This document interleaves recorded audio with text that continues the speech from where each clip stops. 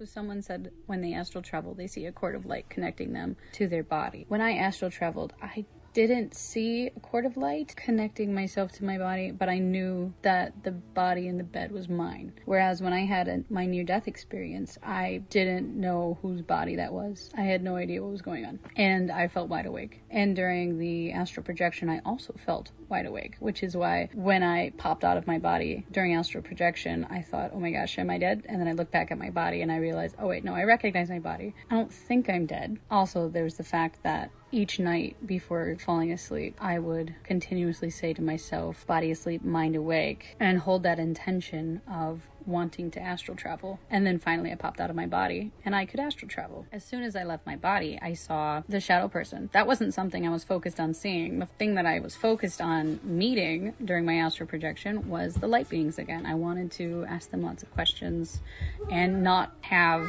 myself or my brain really get too much in the way. And I thought, well, what better way to do that than astral projection?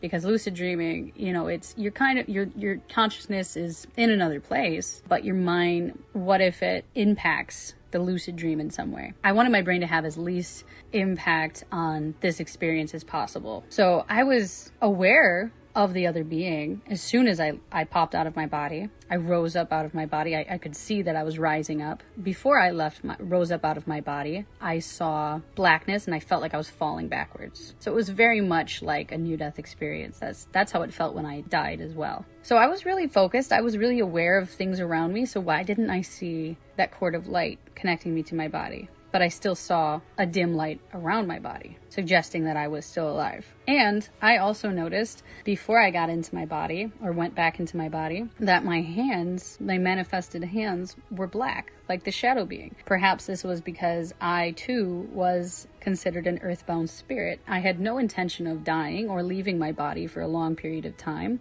and I wanted to come back to it. So I was an earthbound spirit, and our energy shows us who we really are. So the color of my body was perhaps dictating, hey, I want to stay here. I have no intention of leaving this realm or this layer of reality, not right now. And I was really sad during this time because I had lost a friend as well. Perhaps that also dictated what color my aura or my energy was at that time. I don't view myself as a negative entity. I don't view myself as a bad person. In fact, I've accidentally taken a photo of said aura when I was much younger, and I thought it was really cool. I had no idea what auras were. As I was later editing the photo and the lighting in the photo, I noticed that there was a glow around my body, and I wondered what that was, and I was really excited that it was so bright and that it perfectly matched my body. And if I can find that photo again, I'll definitely put that photo in this video. I was standing and the sky was right behind me, and I could see that the aura